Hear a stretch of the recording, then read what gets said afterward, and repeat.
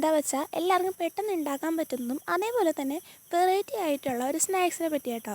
അപ്പോൾ വീഡിയോ എല്ലാവരും full skip ചെയ്യാതൊന്ന് കണ്ടേക്കണേ. അപ്പോൾ നമുക്ക് അതിലോട്ട് പോയാലോ. അപ്പോൾ അതിന് വേണ്ടിയിട്ട് നമുക്ക് ആവശ്യമായിട്ടുള്ള കടല 1 മണിക്കൂറോ അല്ലെങ്കിൽ തലേന്ന് വെള്ളത്തിലിട്ട് നല്ലപോലെ കുതിർത്തെടുത്ത നമുക്ക് കടല ആവശ്യമുണ്ട്. ഓക്കെ, അതിനുശേഷം നമ്മൾ എടുത്തു വെച്ചിരുന്ന കടല നല്ലപോലെ വടക്ക് എത്രയാണോ വേണ്ടത് അത്രയ്ക്കും നമ്മൾ എന്ത് ചെയ്യുമെന്ന് പൊടിച്ചെടുക്കുക.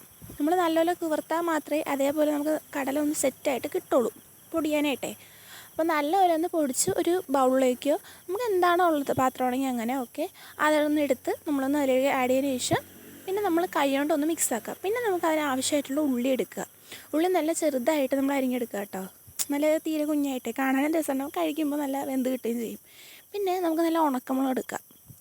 ഉണക്കമുളക് ഒരു 2-3 മതിയാവും. അതിനെ നല്ലപോലെ ഒന്ന് പൊടിച്ചെടുക്കുക, ജസ്റ്റ് ഒന്ന് പൊടിച്ചെടുക്കുക. പിന്നെ നമ്മൾ ഇതുവരെ റെഡിയാക്കി വെച്ചിരിക്കുന്ന നമ്മളെ കടലമാവ് പോലെ ആയിരിക്കുമല്ലോ നമ്മൾ പൊടിച്ചെടുക്കുന്നത്.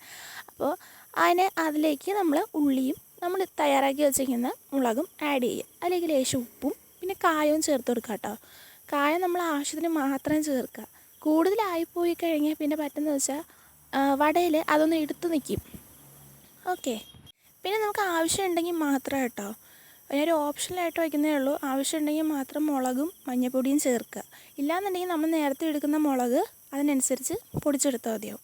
പിന്നെ നമ്മൾ കൈകൊണ്ട് തന്നെ മാക്സിമം അതൊന്ന് മിക്സാക്കി എടുക്കാൻ ശ്രമിക്കുക. വേറെ സ്പൂണോ തവിയോ ഒന്നും ഉപയോഗിക്കാതിരിക്കുക. കൈകൊണ്ട് നല്ലപോലെ മിക്സാക്കി എടുക്കുമ്പോൾ നല്ലതായിട്ട് നമുക്ക് സൂപ്പറായിട്ട് കിട്ടുന്നതായിരിക്കും. ഇതിലേക്ക് നമുക്ക് പച്ചമുളകും വെളുത്തുള്ളി കരിവേപ്പില ഒക്കെ ഇടാൻ ഒരു പ്രശ്നമില്ല, നമുക്ക് അത്രയും ടേസ്റ്റ് കിട്ടും. ഞാൻ ഇടുന്നില്ല എന്നേ ഉള്ളൂ കേട്ടോ. ഇട്ടാലും ഇട്ടില്ലേലും പ്രശ്നമൊന്നുമില്ല, ഇട്ട് കഴിഞ്ഞാൽ കുറച്ചുകൂടി ടേസ്റ്റ് കൂടും എന്നേ ഉള്ളൂ. പിന്നെ നമ്മൾ വെള്ളം ഉപയോഗിച്ച് വടയ്ക്ക് ആവശ്യമുള്ള ഷേപ്പ് എല്ലാ മാവും ഒന്നും വടയുടെ ഷേപ്പിലൊന്നാക്കി സെറ്റാക്കി വയ്ക്കുക.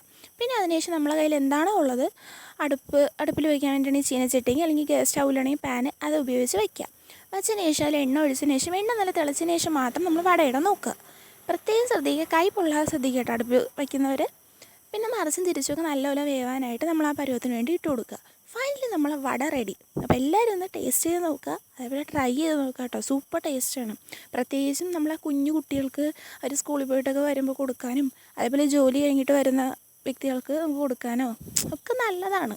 അത്രയും നല്ല ടേസ്റ്റും സിമ്പിളുമാണ്. ഓക്കെ, അപ്പോൾ എല്ലാവരും വീഡിയോ മറക്കാതെ ലൈക്ക് ചെയ്യാനും സബ്സ്ക്രൈബ് ചെയ്യാനും മറക്കല്ലേ ഒന്ന്.